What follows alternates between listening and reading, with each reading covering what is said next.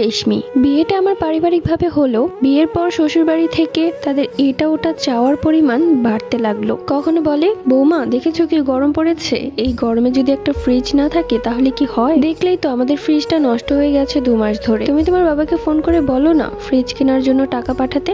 গত পরশু তো আমার দেবর বলল, ভাবি আমি কিছু টাকা জমিয়েছি, তুমি তোমার বাবা থেকে কিছু টাকা এনে দাও না, আমি একটা বাইক কিনবো। আবার কিছুদিন আগে আমার শ্বশুর বলল তার ব্যবসায় নাকি অনেক লস হয়েছে, এখন সে ভারী দেনায় ডুবে গেছে, তাই আমি যেন আমার বাবার বাড়ি থেকে কিছু টাকা এনে দিই।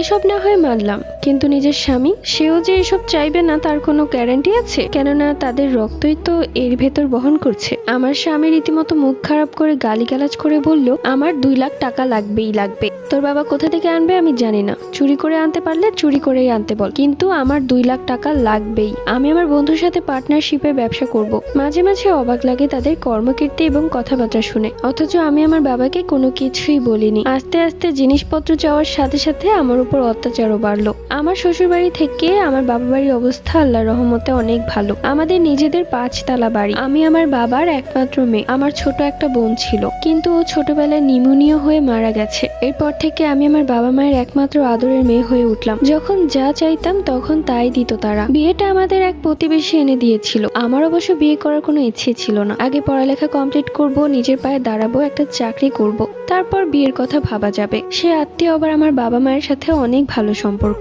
এমন ভাবে বললো ছেলের নিজেদের বাড়ি, অনেক ভালো অবস্থা, কোনো ননদ ননাস নেই, ছোট্ট একটা ভাই আছে। ওই বাড়ি তোকে কে জ্বালাবে শুনি? বিয়ে করলে আপনার মেয়ে তো রানীর হালে থাকবে। যখন আমাকে দেখতে এসেছিল তখনও আমার বাবা জিজ্ঞেস করেছিল, আচ্ছা আপনাদের কি কোনো চাওয়া পাওয়া আছে? তখন তারা হাসি মুখে বলেছিল, আমাদের কোনো চাওয়া পাওয়া নেই, শুধু মেয়ে দিলেই হবে। আপনার মেয়ে আমাদের ঘরের বউ না, আমাদের ঘরেরও মেয়ে। কিন্তু আমি আমার বাবা মায়ের একমাত্র মেয়ে, খালি হাতে বিদায় করেনি আমাকে। আমার বেডরুমের পুরো ফার্নিচার আমার বাবা কিনে দিয়েছে, কিন্তু নগদ কোনো টাকা দেয়নি, কারণ বাবা জানে নগদ টাকা দেওয়া মাত্রই সেই টাকা ফুরিয়ে গেলে আবার যাবে। কিন্তু বিয়ের পর তাদের কি রূপ দেখছি আমি। বিয়ের মাত্র 6 মাস হয়েছে, এখনই এত চাওয়া পাওয়া। তারা যে প্রচন্ড লোভী সেটা আমার বুঝতে আর বাকি রইল না। তারা দিন দিন অনেক অত্যাচার করলো আমার উপর। আমার স্বামী তো রীতিমতো আমার গায়ে হাত তুলতো টাকার জন্য। এক পর্যায়ে আর সহ্য করতে না পেরে আমি আমার কাপড় চোপড় গোছাতে শুরু করলাম। এখানে আর এক মুহূর্ত থাকবো না, বাবার বাড়িতে চলে যাব। আমি একজন শিক্ষিত সুন্দরী মেয়ে, আর আমার বাবারও টাকা আছে, তাই এই জাহান্নাম থেকে চলে গেলেও আমার আফসোস করার কোনো কিছুই থাকবে না। আমি নিজে একটা চাকরি করতে পারবো।